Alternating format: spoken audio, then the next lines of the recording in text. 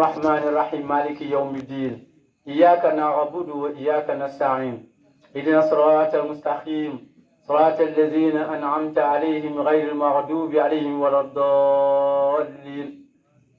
قل هو الله أحد الله الصمد لم يلد ولم يولد ولم يكن له كفوا أحد الله الرحمن الرحيم الملك القدوس السلام المؤمن المهيمن العزيز الجبار المتكبر الخالق البارئ المصور الغفار القهار الوهاب الرزاق الفتاح العليم القابل الباسط الخافض الرفيع المعز المذل السميع البصير الحكم العدل اللطيف الخبير العليم العظيم الغفور الشكور العلي الكبير حفيظ المقيت الحسيب الجليل الكريم الرقيب المجيب الواسع الحكيم الودود المجيد الباعث الشهيد الحق الوكيل القوي المتين الولي الحميد المحصي المبدي المعيد المحيي المميت القيوم الواجد الماجد الواحد الأحد الفرد الصمد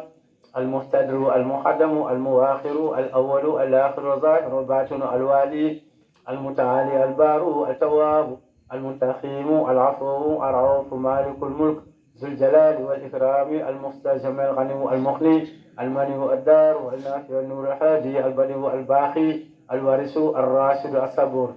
مالك يوم الدين إياك نعبد وإياك نستعين هو الله الذي لا إله إلا هو عالم الغيب والشهادة هو الرحمن الرحيم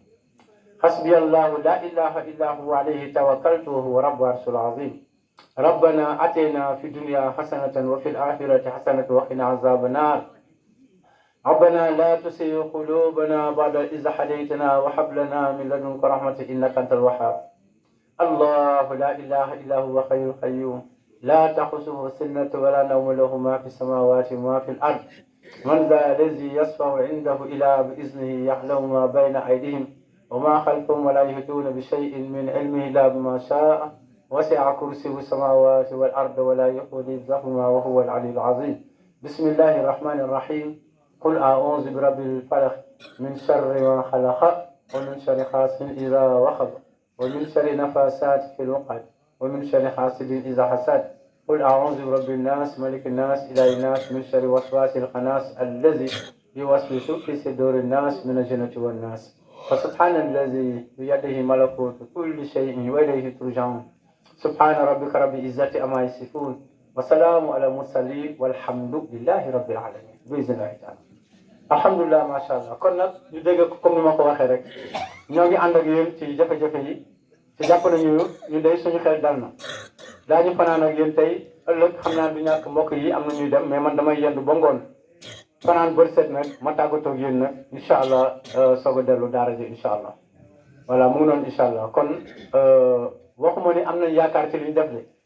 mais dañu gëm ni yàlla ànd na ak ñun ci li ñuy liggéey waaw loolu rek la ñu yem incha allah. parce que jinne bu lay weddi du la xaar tey ëllëg bii ci guddi kon lay fanaanee taal bu ñu xëyee ci la ñuy yend kon nañ bokk sant borom bi tabaraka wa taala bu baax ñoo ngi ànd ak yéen incha allah. waaw incha allah aywa salaamaaleykum.